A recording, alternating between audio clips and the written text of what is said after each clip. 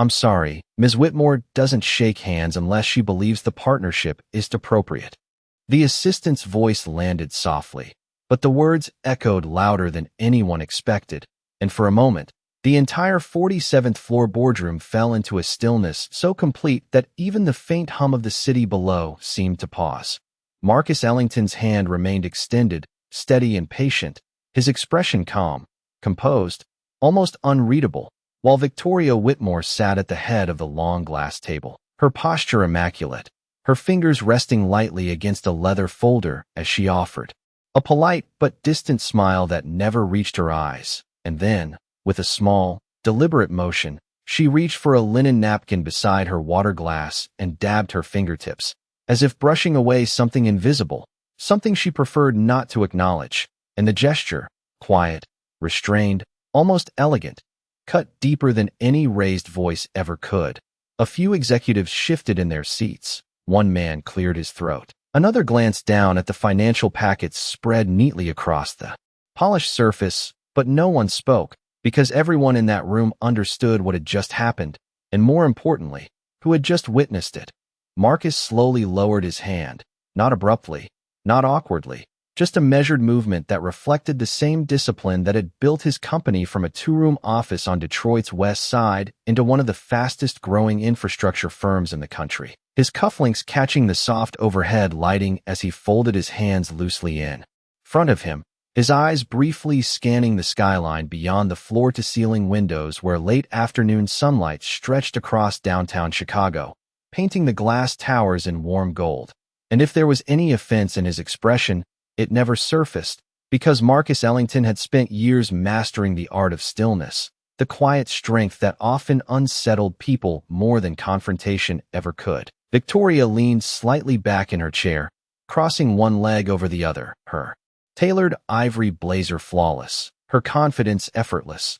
the kind of presence built from generations of wealth and a lifetime of being the most powerful person in any room she entered. And she flipped open the presentation folder as though nothing unusual had occurred, as though the silence hadn't thickened the air, as though the deal waiting on the table, $750 million,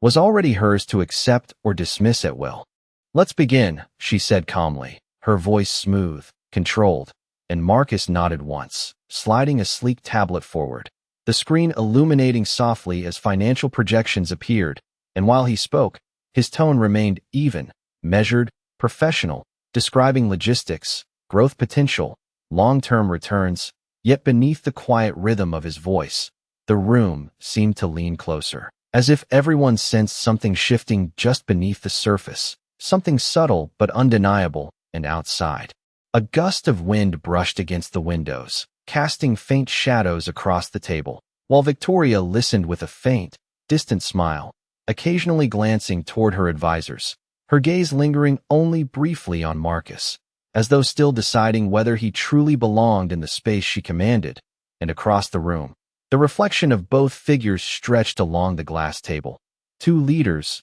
two worlds, held together by a deal that, in that fragile silence, suddenly felt far less certain than it had only moments before. Marcus Ellington continued speaking with the same calm cadence, his voice steady and measured as he outlined the long-term infrastructure expansion across 3 Midwest distribution hubs, each designed to reduce operational costs by nearly 18% within the first 24 months. And while the numbers appeared clean and precise across the glowing tablet, his presence carried a quiet gravity that did not demand attention, yet seemed to hold it effortlessly. He had learned that tone in quieter places long before glass towers and private elevators, long before tailored suits and executive boards, back when the sound of passing freight trains rattled the windows of the small brick house where he grew up on the west side of Detroit, where his mother worked 12-hour shifts at Henry Ford Hospital and his father repaired engines in a narrow garage that smelled of motor oil and summer heat.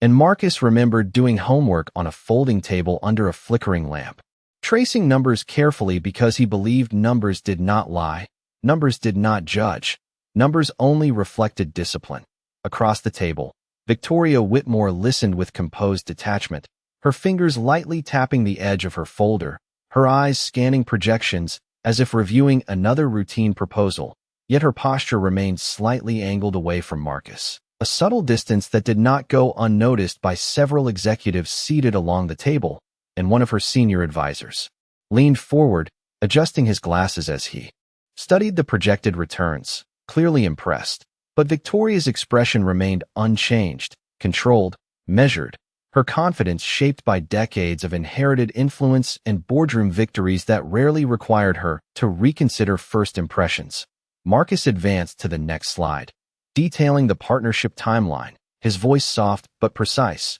explaining phased investments, supply chain alignment, and regional workforce expansion projected to create nearly 800 new jobs across Illinois and Indiana within 3 years. And while he spoke, the late afternoon sunlight shifted slightly, casting longer shadows across the glass table, reflecting the outline of Marcus's hands resting calmly beside the tablet, steady and grounded, the same hands that once carried grocery bags for his mother after late shifts. The same hands that signed his Harvard scholarship acceptance letter in a quiet kitchen where celebration meant homemade lemonade and a borrowed smile from neighbors who believed in him before anyone else did. Victoria finally leaned forward, her gaze narrowing slightly as she studied the workforce projection, her tone polite but distant when she spoke, asking about operational risk and contingency reserves, and Marcus answered without hesitation, citing reserve capital, insurance protections, and strategic redundancies built into every phase,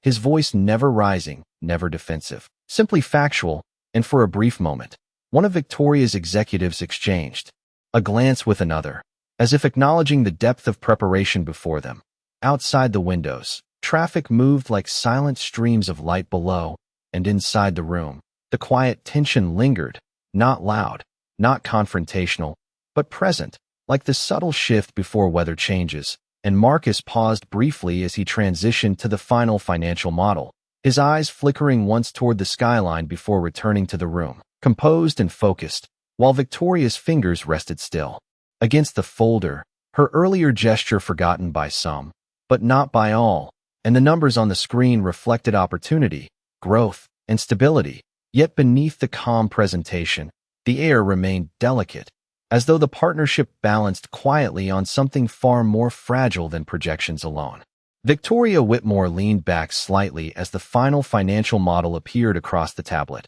her eyes scanning the projected revenue curves that climbed steadily over the next 5 fiscal years. And although her expression remained composed, something in her gaze shifted, a subtle narrowing that suggested she was no longer simply observing but recalculating, reassessing, measuring the man across from her against the assumptions she had formed only minutes earlier. And the quiet click of her pen against the leather folder broke the stillness as she turned toward one of her advisors, who leaned closer, whispering softly while tracing a finger along the projected capital allocation. And Marcus remained still, hands folded loosely, allowing the silence to stretch without interruption, a patience that came from years of waiting in rooms where he had not always been welcomed but had learned that stillness often revealed more than persuasion ever could. Beyond the glass walls, the late afternoon sky softened into a pale amber glow, the sun lowering behind the Chicago skyline, and the reflection of the boardroom lights shimmered faintly across the polished surface of the table. While Victoria finally spoke again, her tone calm but edged with controlled skepticism as she questioned the projected labor expansion and long-term operational stability, asking how Ellington Infrastructure intended to maintain workforce retention across multiple states. And Marcus answered without hesitation, explaining training programs, community partnerships, and long-term benefits structured to reduce turnover, his voice steady and confident, grounded in experience rather than theory. And one executive at the far end of the table nodded almost involuntarily, impressed by the clarity of the response. Victoria's fingers tapped once against the folder again, slower this time, as she studied Marcus more carefully, as if trying to reconcile the composed executive before her with the assumptions she had quietly formed earlier. And she asked another question, this time about supply chain vulnerabilities, her tone polite but probing, and Marcus responded with measured precision, outlining contingency routes, diversified sourcing, and regional storage facilities designed to minimize disruption, his words calm, his presence unwavering. And the room seemed to lean into the exchange. Executives shifting slightly forward, pens hovering above notepads, while the quiet hum of the air conditioning blended into the background like a distant current. Victoria glanced briefly toward the skyline, then back at Marcus, her expression still reserved but no longer dismissive, and she flipped through the printed summary before her, the crisp pages catching the warm light, and for a moment, she paused, her gaze settling on the projected partnership timeline, and the faintest crease appeared at the corner of her eyes, not doubt exactly, but calculation, and Marcus noticed the pause yet said nothing, allowing the silence to hold, his composure reflecting a quiet confidence shaped long before this room, long before glass towers and $750 million negotiations, and across the table, Victoria's advisors exchanged subtle looks, sensing the shift in tone, sensing that the conversation had moved beyond assumptions into something more deliberate, while the city outside glowed softly as dusk approached, and the partnership, once assumed to be routine, now seemed suspended in a quiet balance, shaped as much by character as by numbers. Marcus Ellington reached forward and gently rotated the tablet toward Victoria Whitmore, the screen illuminating a final layer of projections that had not yet been discussed, and the soft glow reflected faintly across the glass table, drawing the attention of every executive in the room as new figures appeared, larger than before, more ambitious, yet grounded in the same disciplined structure that defined his presentation. He spoke calmly, explaining that the partnership was not only about distribution centers, but also about long-term infrastructure modernization, including automated freight routing, energy-efficient warehouse construction, and regional technology hubs designed to support local workforce training. His tone steady and deliberate, and the numbers expanded quietly across the screen, revealing projected growth that extended well beyond initial expectations. While Victoria leaned forward slightly, her earlier detachment replaced by focused concentration as she studied the layered projections, her fingers resting still against the folder now, no longer tapping, no longer signaling impatience. One of her senior advisors adjusted his glasses again, leaning closer as he calculated the projected margins, and another executive shifted in his chair, exchanging a glance with a colleague that carried unmistakable interest, while the room grew quieter, the air settling into a deeper stillness shaped by opportunity rather than skepticism. Marcus continued, explaining that Ellington Infrastructure had already secured preliminary agreements with regional suppliers, ensuring stable pricing and consistent timelines, and as he spoke, he slid a thin document across the table, its pages crisp and neatly organized, and Victoria opened it slowly, her eyes scanning the listed commitments, each line reinforcing the foundation Marcus had built before stepping into the room. Outside the windows, the city lights began to flicker on one by one, small constellations, forming across the skyline as evening approached, and the reflection of those lights shimmered across the polished table, mirroring the quiet intensity within the boardroom. Victoria's expression softened slightly, not warm, but attentive, her posture shifting forward. As she asked about timeline acceleration, her voice calm, yet noticeably more engaged, and Marcus answered with composed certainty, explaining phased implementation that allowed early revenue generation within 12 months, followed by scaled expansion across additional regions, his words measured, grounded, and confident. One of Victoria's advisors leaned closer and whispered something to her, and she listened without breaking her gaze from the document, her eyes moving carefully across each line, as though reconsidering not only the deal but the assumptions she had carried into the room. Marcus paused briefly, allowing the silence to hold once again, his hands resting calmly on the table, the faint reflection of his cufflinks catching the warm interior lighting, and across from him. Victoria closed the document slowly, her fingers lingering on the cover for a moment before she looked up, her expression composed yet thoughtful, and the quiet tension shifted subtly, no longer defined by distance but by calculation, as if the room itself recognized that something had changed, something quiet but significant, and the partnership that once seemed routine now carried a deeper weight shaped by preparation, discipline, and the calm presence of a man who had built opportunity long before stepping into the glass tower overlooking the city. Victoria Whitmore rested her hands lightly on the closed document, her posture composed but noticeably more deliberate now, and the quiet in the room stretched just long enough for everyone to sense that the tone of the meeting had shifted, yet the calm balance did not last long. Because one of her senior advisors leaned forward and cleared his throat, his voice measured but firm as he pointed out that Ellington infrastructure, despite its rapid growth, still remained younger than many legacy firms typically considered for projects of this scale, and the comment hung in the air with a subtle weight, not openly dismissive, but carefully framed, and Victoria did not interrupt, allowing the observation to settle, her gaze returning briefly to Marcus as if waiting to see how he would respond. Marcus remained still, his expression calm, his hands resting lightly against the edge of the table, and he nodded once, acknowledging the point without defensiveness, explaining that while Ellington Infrastructure had been founded only 11 years earlier, the company had completed multiple large-scale regional projects, each delivered under budget and ahead of schedule, his voice steady and unhurried. Yet the advisor continued, mentioning that Whitmore Holdings typically partnered with firms carrying decades of legacy presence, and the phrase lingered in the room, legacy presence, as if quietly reinforcing an invisible hierarchy. Marcus listened without interruption, his gaze calm, yet across the table, a few executives shifted slightly, sensing the subtle tension returning, while Victoria leaned back again, her expression thoughtful but guarded, her fingers resting once more against the leather folder as she asked about capital exposure during the early phases, her tone polite but noticeably more cautious than before, and Marcus responded with measured clarity, explaining risk mitigation strategies, phased capital release, and secured financing structures. Yet the air remained delicate, as though the room had returned to a careful distance.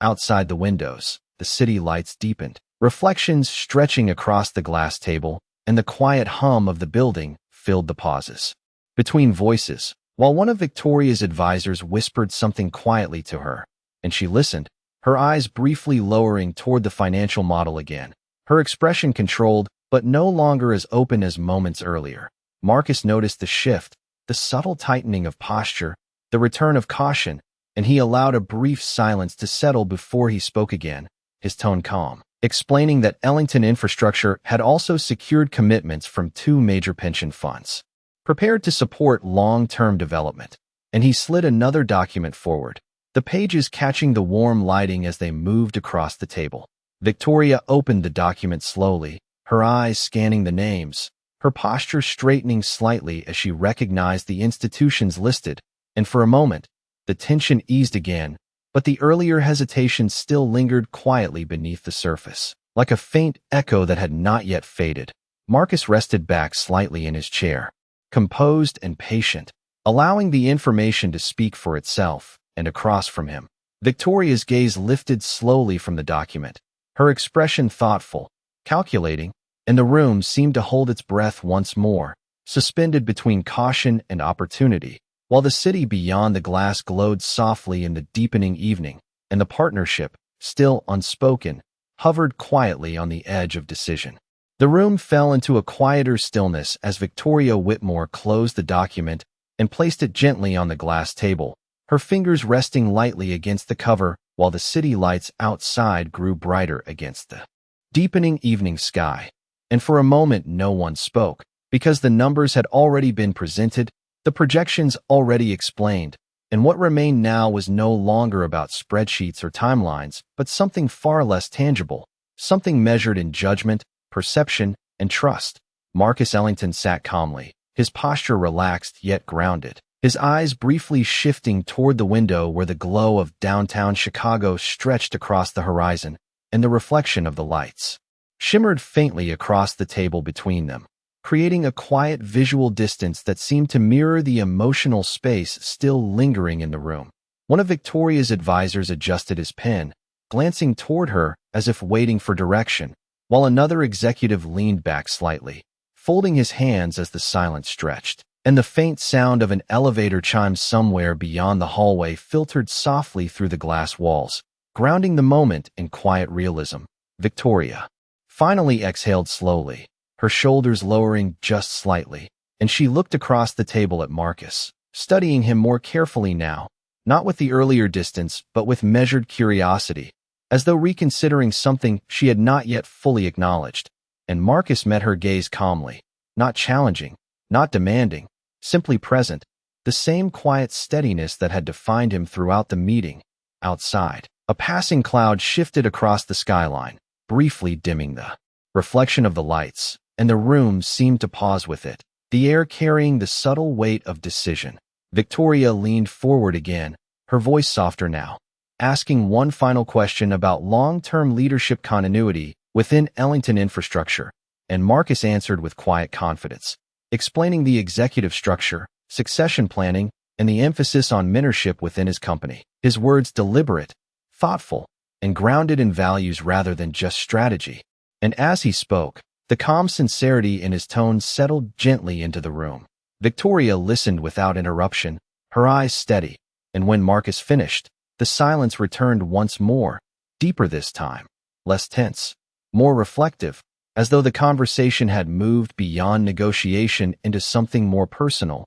more human. The lights in the building brightened automatically as evening fully settled, and their reflections stretched across the polished table, while Marcus rested his hands lightly in front of him, composed and patient, allowing the moment to breathe. And Victoria remained still, her gaze thoughtful, her posture no longer distant, but measured. And in that quiet, the partnership hovered delicately between past assumptions and present understanding, suspended in the calm before whatever decision would come next. Marcus Ellington remained still for a moment after Victoria Whitmore finished her final question, the quiet in the room settling deeper as the evening lights outside reflected across the glass walls. And then, with a calm and deliberate motion, he reached forward and gently closed the tablet in front of him, the soft click sounding louder than expected in the silence, and several executives glanced up instinctively. Sensing a shift that had not yet been spoken, Marcus folded his hands lightly.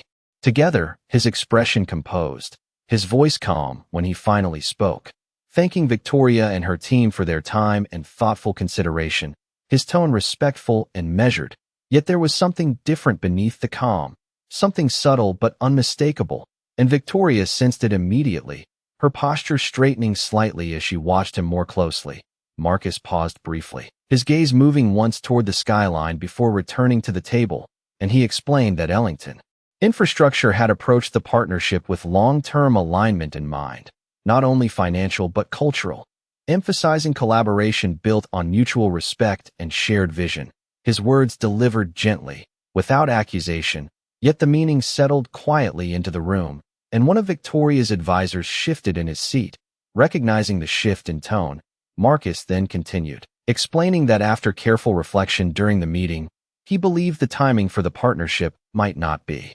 ideal, his voice calm, steady, and unhurried, and the room seemed to still even further, as though the air itself had paused. Victoria leaned forward slightly, her expression tightening just enough to signal surprise, while Marcus continued, explaining that Ellington Infrastructure would be withdrawing from the proposed collaboration at this time. His words soft, almost understated, yet their impact rippled silently across the table. One executive blinked, another lowered his pen slowly, and Victoria's advisors exchanged quick, subtle glances, their earlier confidence replaced by quiet concern. Victoria held her composure, her expression controlled, yet her fingers tightened slightly against the folder in front of her, and she spoke calmly, asking if there were specific concerns that could be addressed, her tone professional, but now carrying a faint urgency beneath its surface. Marcus met her gaze calmly, his expression respectful,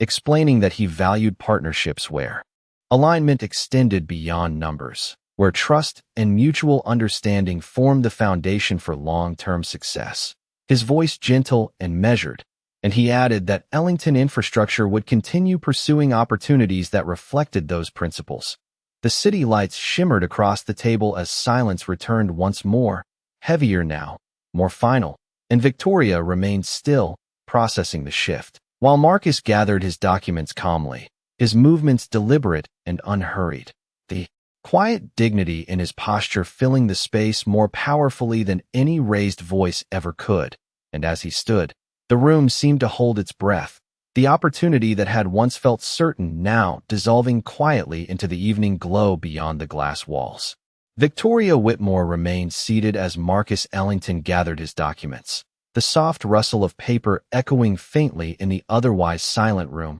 and for the first time since the meeting began, the confidence that had defined her posture seemed to shift into something quieter, something reflective, while her advisors exchanged uncertain glances. Their earlier composure now replaced with a subtle urgency that lingered just beneath professional restraint. Marcus slid the final document into his portfolio with calm precision, his movements unhurried, as though the decision had already settled long before the words were spoken. And as he turned slightly toward the door, Victoria leaned forward, her voice steady but noticeably softer than before, asking if he might reconsider, her tone professional, yet carrying a hint of sincerity that had not been present earlier. And Marcus paused, turning back slightly, meeting her gaze with calm attentiveness, his expression respectful but composed. Victoria continued carefully, explaining that partnerships of this scale often evolve during discussion, that early impressions sometimes shifted as mutual understanding developed,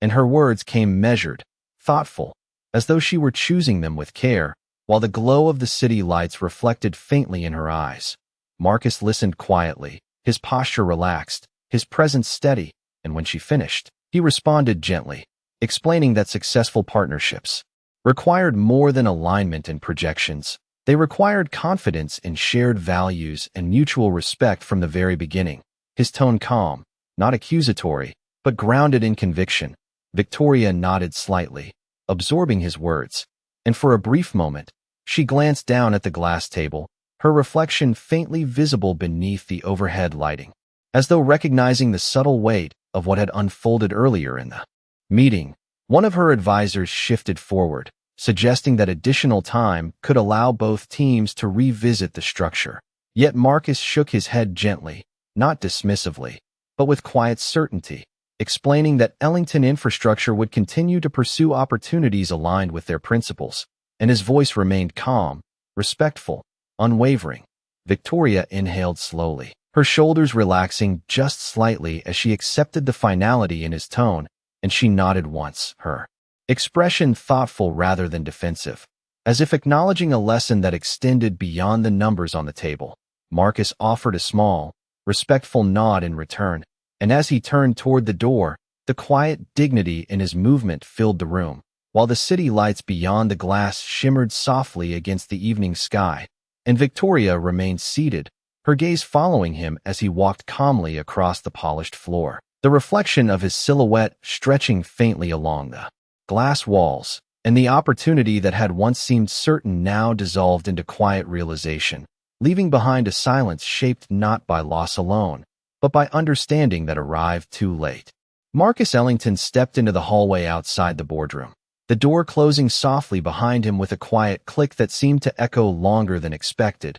and the warm lighting of the executive floor stretched across the polished marble beneath his feet as he walked calmly toward the elevator, his posture steady, his expression composed, while inside the boardroom Victoria Whitmore remained seated, her hands resting lightly on the glass table as the silence settled deeper around her. The city skyline shimmered beyond the windows, thousands of lights stretching across Chicago like a quiet constellation, and for the first time since the meeting began, Victoria did not look at the documents in front of her. She looked instead at the empty chair Marcus had occupied, the faint reflection of the seat still visible on the glass surface, and her advisors shifted uneasily, one of them clearing his throat as if preparing to speak, but no one did, because the weight of the moment did not require explanation. Down the hallway, Marcus reached the elevator and pressed the call button, the soft chimes sounding as the doors opened smoothly, and he stepped inside, turning briefly toward the glass wall at the end of the corridor where the city lights stretched endlessly into the distance, his reflection faintly visible against the polished metal interior, calm and thoughtful. And as the elevator doors began to close, his expression remained quiet, not triumphant, not bitter, simply grounded, as though he had chosen something more important than the numbers left behind in the boardroom. Back inside, Victoria slowly exhaled, her fingers lightly touching the edge of the folder once more, and she glanced toward the napkin resting near her water glass, the same place where her hand had paused earlier in the Memory returned quietly, not dramatic, not loud, but unmistakable, and she lowered her gaze briefly, absorbing the realization that partnerships were shaped long before contracts were signed, shaped in small moments that often passed unnoticed until it was too late. One advisor finally spoke, suggesting alternative firms that could fill the gap, yet Victoria did not respond immediately. Her attention still fixed on the empty chair, and the quiet hum of the building filled the space as the city. Lights reflected softly across the glass table, while outside the elevator descended floor by floor, Marcus standing calmly with his portfolio in hand, the glow of the interior lighting reflecting faintly against the brushed steel walls. Moments later, the elevator reached the lobby, and Marcus stepped out into the spacious entrance where evening traffic flowed beyond the tall glass doors, headlights passing in steady lines along the street. And he walked forward with the same quiet confidence that had defined him throughout the meeting, the cool air of the evening brushing lightly as he stepped outside. And far above, on the 47th floor, Victoria Whitmore remained still, watching the city, her reflection merging with the skyline, the silence around her no longer tense, but reflective, as the opportunity faded quietly into the night, leaving behind a lesson carried not in words, but in the stillness of a chair left empty beneath the glow of the city lights.